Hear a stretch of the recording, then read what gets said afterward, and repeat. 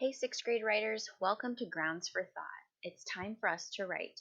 And so today we're going to use transition words to help us move through time. And once our slide loads here.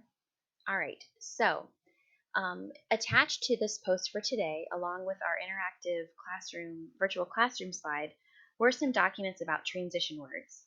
There were two PDFs. What we're going to do today, it's slightly different. We're not really writing our own stuff today. We are taking what someone else has written.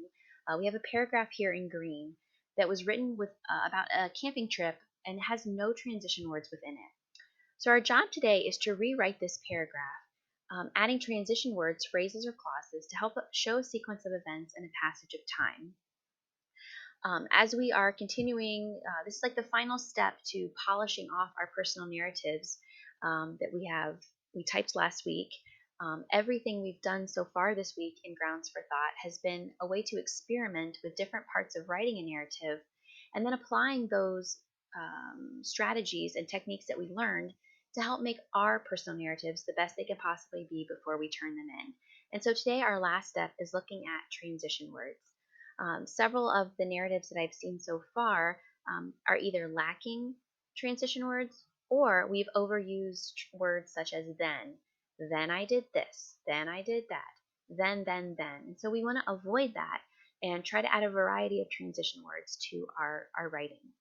So today, for your 7 minutes and 42 seconds of writing, your job is to rewrite this green sentence here, my family went camping at Rattlesnake Ridge. You're to rewrite it in a way in which you insert transition words. All right? There doesn't need to be a transition word for each and every line, but I would say adding between 3 to 4 transition words would really help to make this piece flow and read more smoothly. When you're done kind of editing and revising this piece, you're going to go back into your rough draft, the personal narrative that you wrote last week that we've been working with all week.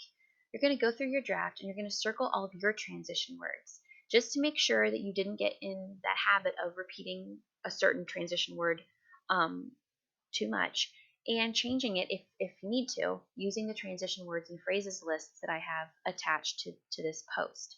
And I'll just show you what those look like. So here's the first list. Lots of words to choose from, and not all of them will apply for this narrative. So this is list 1, and here's list 2. This one might be more applicable to this activity because it does categorize the transition words into 4 groups.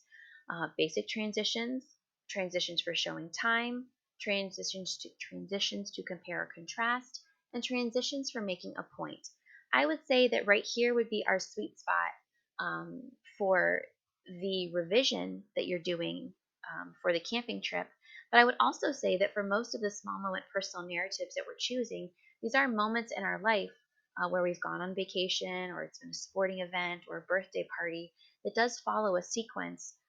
And since your story does have to have a beginning, a middle, and end that needs to flow well, using these transition words will probably be the best. And you could maybe even dip into the basic transitions too.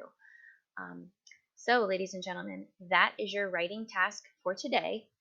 You are taking this paragraph here and you are rewriting it in a way that you have included transition words from the lists that I've showed you, and then going into your rough draft and paying attention to the transition words that you've chosen to use or not used, and making sure that you have the best possible transition words to produce the best narrative that you possibly can, because that's our goal.